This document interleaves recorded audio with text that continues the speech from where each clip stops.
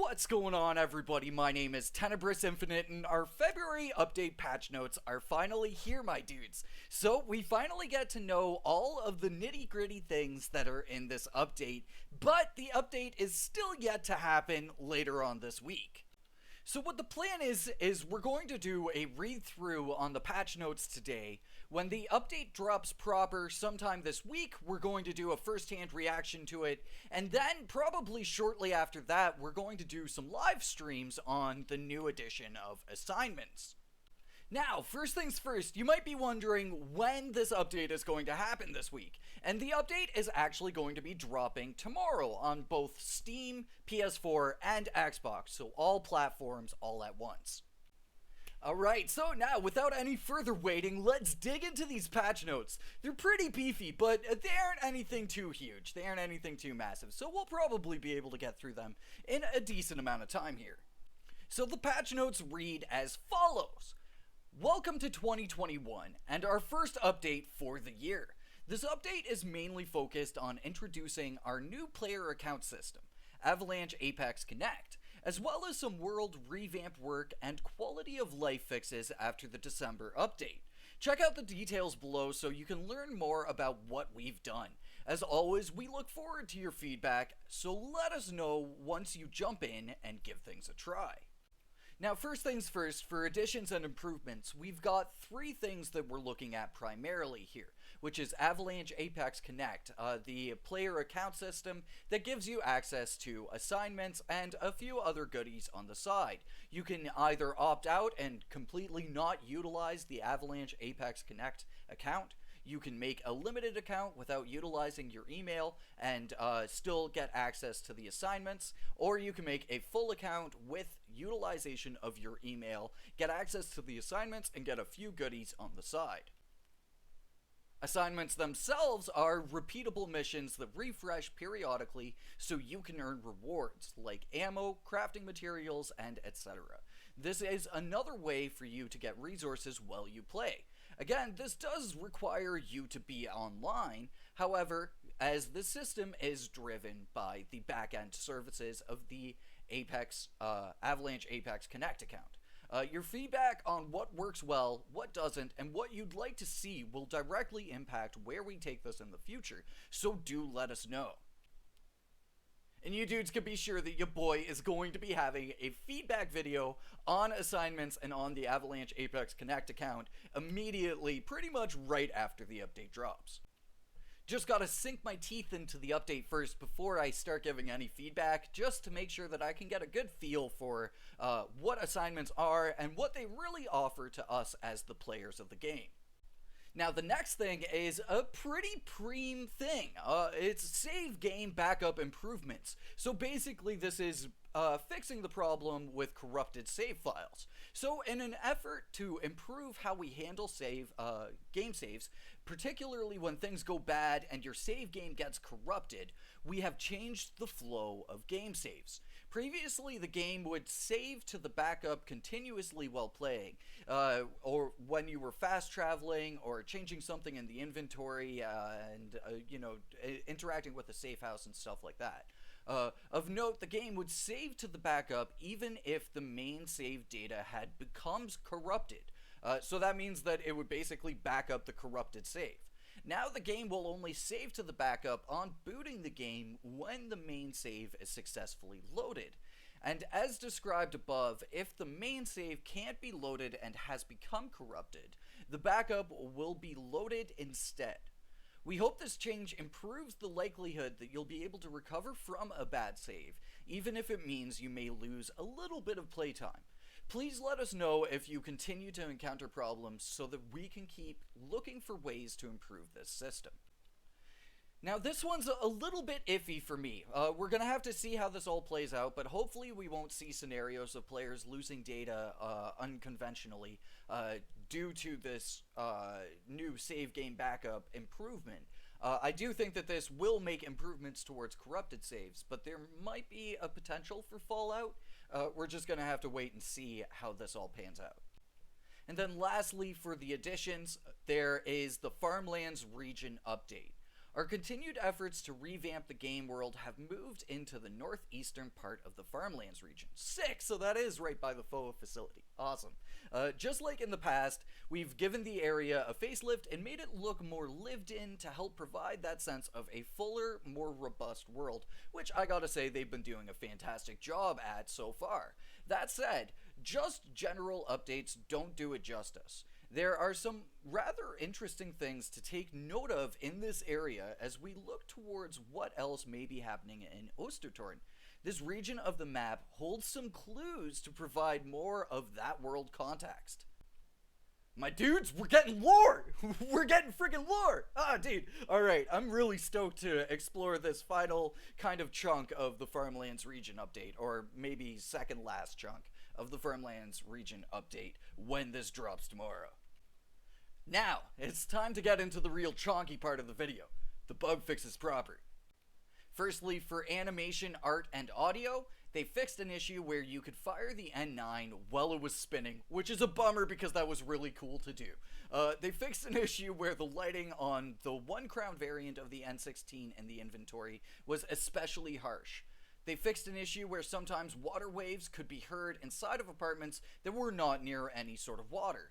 They fixed an issue where sometimes rain sounds could be heard inside of the Overby airbase, and they fixed several LOD and object flickering issues. So for crashes, they fixed an issue where the game host would sometimes crash after a friend joins them via the in-game friends list. And then there's just been some more general improvements to stability. For machines, from a community report, they fixed an issue where defeated machines would sometimes revive with negative health after a player fast traveled away and back to a specific area.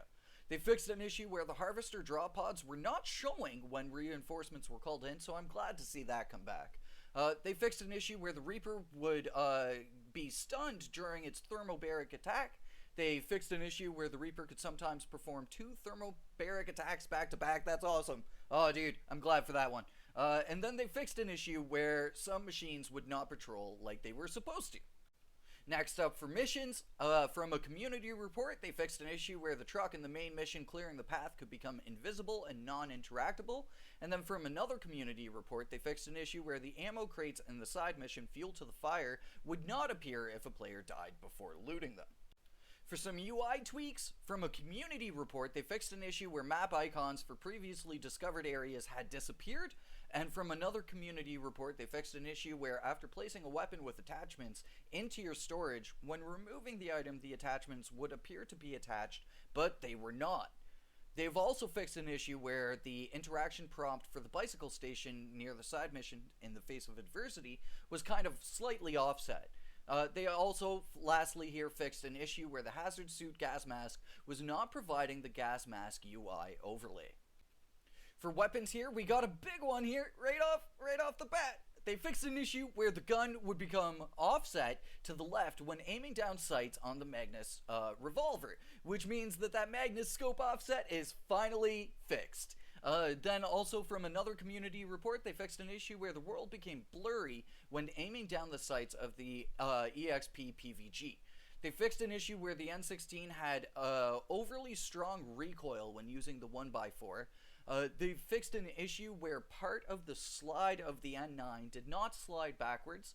They fixed an issue where the iron sights of the N16 were misplaced. That's great. So the N16 iron sights are going to hopefully look just a little bit tighter. And then they fixed an issue where the muzzle flash from the N60 was too high with the silencer equipped. And lastly, they improved the N16 to sound just a little bit beefier. Now, I'm not going to lie, I'm a little bit disappointed to not see that there were no rear sights added for the N60. I really hope that the developers can catch that bit of feedback. The N60 is missing its rear sights. It needs its rear sights. The iron sights on it look a little bit goofy, and it would be awesome to see those rear sights get added to the model of the N60. Alright, second last here, we've got the world, where they've fixed an issue where placeholder medkit assets appeared in the game. They fixed an issue where there was too much smoke in a house in Gutby Farm. They fixed an issue where 2 locations had the same name, now updated so that the airport in the forest region remains Anal 129 Vigohem, and the safe house near the farmlands is now Anal 144 Vidsela. They fixed a few instances of players getting stuck on objects. They fixed several issues of terrain and objects clipping through other objects. They fixed several issues of floating objects. They fixed several visual holes in the world. And then they fixed several instances of excess or missing collision. Now, this one could be big because this really plays into cover and how we as the players can utilize cover in the game, and also how the machines themselves can be covered by assets in the game. So it's going to be interesting to see how the fixing of instances of excess or missing collision will actually play out in this update. And then last up here, for a general bug fix from a community report, they fixed an issue where the achievement trophy Running Wild wasn't always correctly counting cars that a player destroyed. So now you dudes can go off, bonk those cars, boop their snoots, make them explode, and get yourself a fancy trophy for it. Now, there are a few outstanding known issues that the team's going to be highlighting to us, just kind of letting us know that they are aware of these issues and they are currently working on them. So, basically, the known issue says, we're highlighting a few issues below that we know are pain points so that you know we are investigating them. There are definitely more than are listed here that we're looking into, but this is kind of just the general gist of the list. While we fixed an issue for some machines not patrolling, this still happens for the Harvester on the map, and you'll usually see that with your Harvester rivals getting kind of clustered up. If another player who does not own the US Weapons Pack DLC picks up one of the weapons, then basically the weapon will disappear for both of the players. They're still working on a way to fix that. The DLC icon for the US Weapons Pack is not appearing on all the quality levels of the weapons, only just the initial weapons that you receive. The distance traveled statistic is not properly tracking distance traveled. The players will get stuck in a room when fast traveling, spawning into Pascal home. Rivals sometimes die or disappear without any player interaction. And lastly, the drop rate for the US Weapons Pack is lower than desired and is being tweaked in the future. It's really excellent to hear that the team is going to be tweaking the drop rate for the US Weapons Pack, because that's been a big bummer for the community. So it's good to know that that will hopefully be showing up maybe March. Maybe. If we cross our fingers, we'll see that come through in March. Maybe. But there we go, my dudes. There are all the patch notes for the February 2021 update. The first update of the year, my dudes, and as per usual, they're starting things off on quite a strong foot here, introducing new daily repeatable missions that hopefully will wind up being quite enjoyable, adding some new world revamps that will have some spicy hints towards the future, and then just adding a whole bunch of quality of life fixes that will make our playing experience all the better. So let me know, my dudes, are you stoked about the February update? Are you excited to get your hands on the assignments coming out tomorrow? Were any of the bug fixes in there bug fix that you were specifically looking forwards to? Let me know your thoughts and opinions in the comments down below. I'm stoked that here we are starting off 2021 strong with Generation Zero. But for now, I've been Tenebris Infinite. You've been awesome. Thank you so much for watching, and I will catch you dudes in the next one. Until then, peace.